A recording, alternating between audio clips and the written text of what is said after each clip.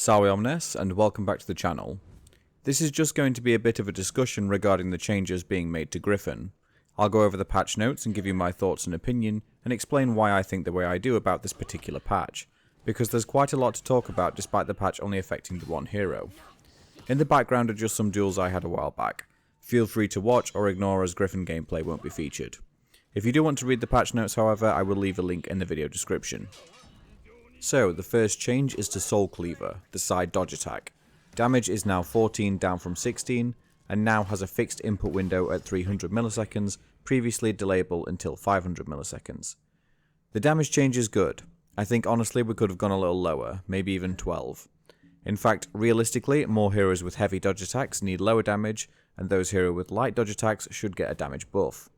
Gryphon's dodge attack in particular is quite good. It has a great hitbox, it can be target swapped, chains into finishers, and of course is a heavy attack, which means when parried, your opponent gets a light. The opposite also holds true for light dodge attacks.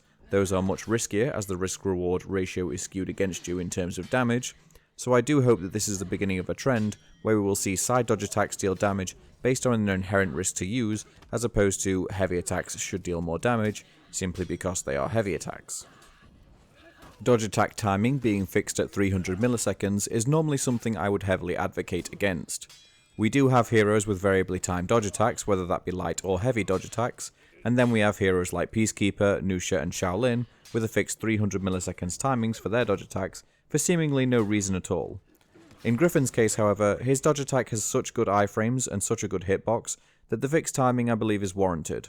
It will stop Gryphon delaying the dodge attacks to stay safe against mix-ups and force players to commit defensively with a solid read. Next change, Veteran's Kick and Slash. Damage reduced down to 24 from 28. I imagine a lot of players celebrated when they read this. This is honestly an over-nerf. 26 damage would have been where I'd have settled.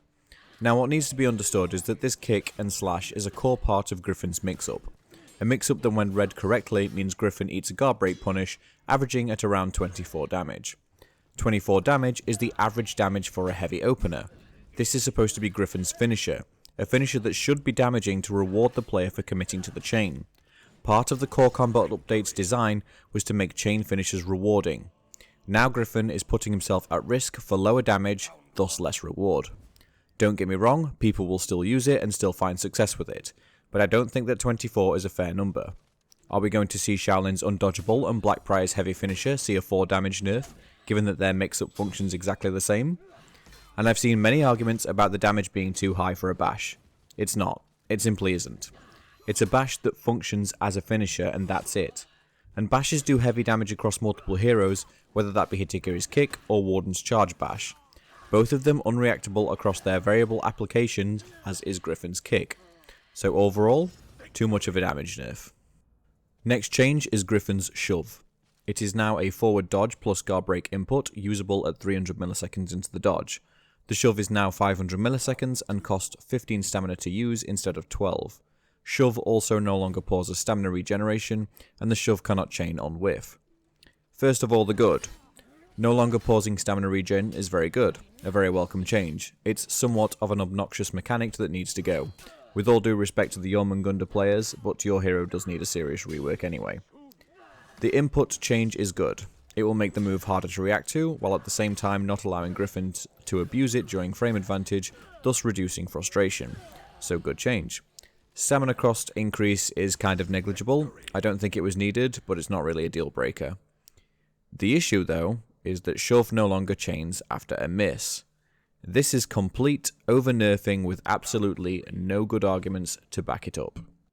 The game has spent months and months with patches, the core combat update and the testing grounds on making this game more offensively focused.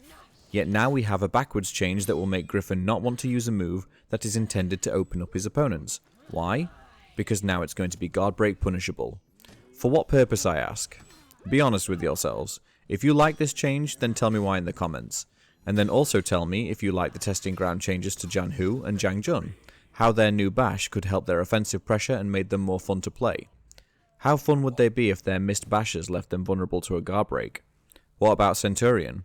Would you use the kick often if you knew you'd be punished every time it missed? These characters could all chain after a miss and it made them enjoyable. Dodge attacks were added to characters like Shigoki, Hitakiri and Aramusha in the testing grounds specifically to help them counter bashes because the developers understood and knew that side dodge attacks are an essential tool in a hero's kit. But now we're suddenly making a bash opener much more punishable to ease player frustration.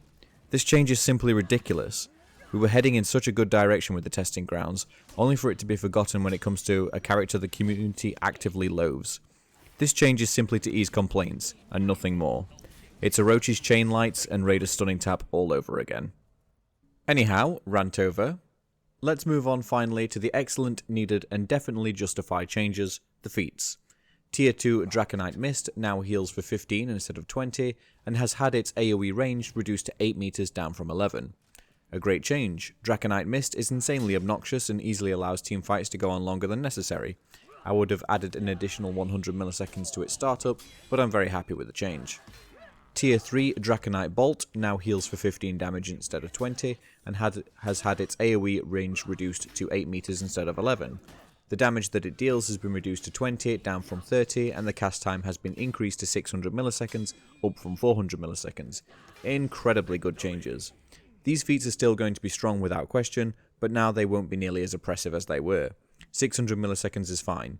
Most tier 3 projectile feats fall within this range, with Shaman and Berserker being the exception with half the casting time for, well, reasons I suppose beyond my comprehension. Basically, you won't be able to just quick draw your crossbow in 1v1 anymore. Your opponent will have time to react, so use it wisely and in the right situations. The damage nerf was also needed. Beforehand you were getting a 50 HP swing at the touch of a button. That's now down to 35, so much more reasonable. It's still a very good feat. Both the tier 2 and the tier 3 gave Gryphon way too much control in teamfights, so it's good to see them reined in a bit. So that's my take on the Gryphon changes. All in all, pretty average. I'd say there were some fair things that we needed, and some ludicrous things that have little if any justification at all. He's still a strong hero, but I wouldn't expect to see him picked in tournaments. Anyhow, thank you so much for watching, and I'll see you in the next video. Ciao for now.